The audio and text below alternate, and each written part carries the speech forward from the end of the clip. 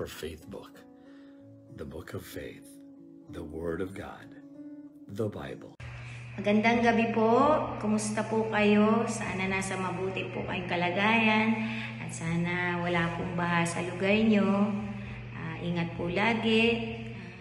And ako po si Eva Kerubin.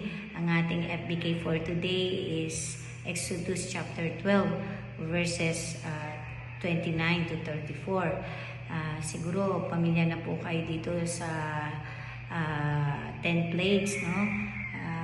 Yung paglikas ni na Moses at ang mga Israelita. Akin pong babasahin sa Tagalog. Ang Exodo 12:29-34 ay naglalarawan sa ikasampung salot sa Ehipto, kung saan pinarusahan ng Diyos ang mga panganay na anak ng bawat pamilyang Ehipsyo.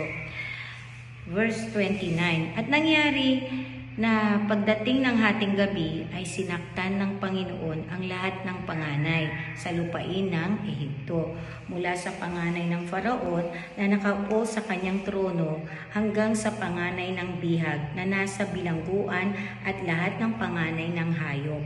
Verse 30, at bumangon ang Faraon sa gabi, siya at ang lahat ng kanyang mga lingkod at ang lahat ng mga Ehipsyo, at nagkaroon ng malaking sigaw ng Ehipto, sapagkat walang bahay na dooy walang namatay. Verse 31, at tinawag niya si Moses at si Aaron sa gabi, at sinabi, magsibangon kayo at magsialis kayo sa gitna ng aking bayan, kayo at ang mga anak ni Israel, at magsiparoon kayo, magsilingkod kayo sa Panginoon ayon sa inyong sinabi. Verse 32, dalhin din ninyo ang inyong mga kawan at ang inyong sinabi at magsiparoon kayo at pagpalain din ninyo ako. Verse 33, at ang mga Ehipsyo ay nagmamadali sa mga tao upang mapabilis ang pagpapalabas sa kanila sa lupain, sapagkat kanilang sinabi, tayo'y mangangamatay lahat. Verse 34, at kinuha ng bayan ang kanilang masa ng harina bago ito't mag-alsa, ang kanilang mga hukay ng masa na nagbabalo sa kanila mga damit sa kanilang balikat. Ang paghatol ng Diyos sa Ehipsyo ay nagpapakita ng kanyang kapangyarihan at otoridad sa verse 29. At sa verse 30, ang mga Ehipsyo ay nakaranas ng matinding pagdadalamhati at pagkawala na nagpapakita ng kabigatan ng paghatol ng Diyos. Sa 31, sabi, si Faraon na nakakita ng kanyang pagkatalo ay naguutos sa mga Israelita na umalis sa Ehipto, na kinikilala ang kapangyarihan ng Diyos at ang kanilang kalayaan. Sa verse 32, si Faraon ay desperado na mapasa kanila ang mga Israelita, ay humiling ng kanilang pagpapala na nagpapakita ng kanyang pagpapasakop at pagkilala sa kanilang espiritual na otoridad.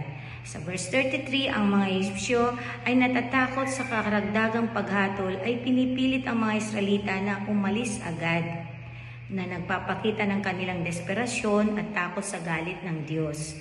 And verse 34, ang mga Israelita sa kanilang pag-alis ay kinuha ang kanilang masa ng harina na sumisimbolo sa kanilang pagiging handa na umalis at magsimula ng bago.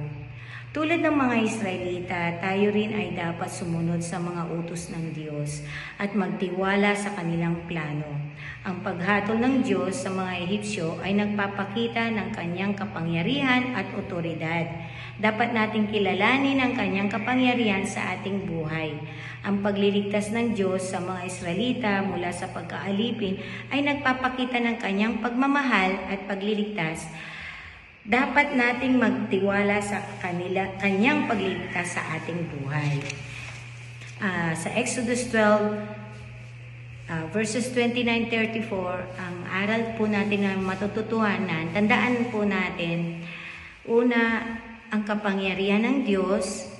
Pangalawa, ang pagsunod po natin sa Kanya. At ang pangatlo ay ang pagtitiwala sa Kanyang plano.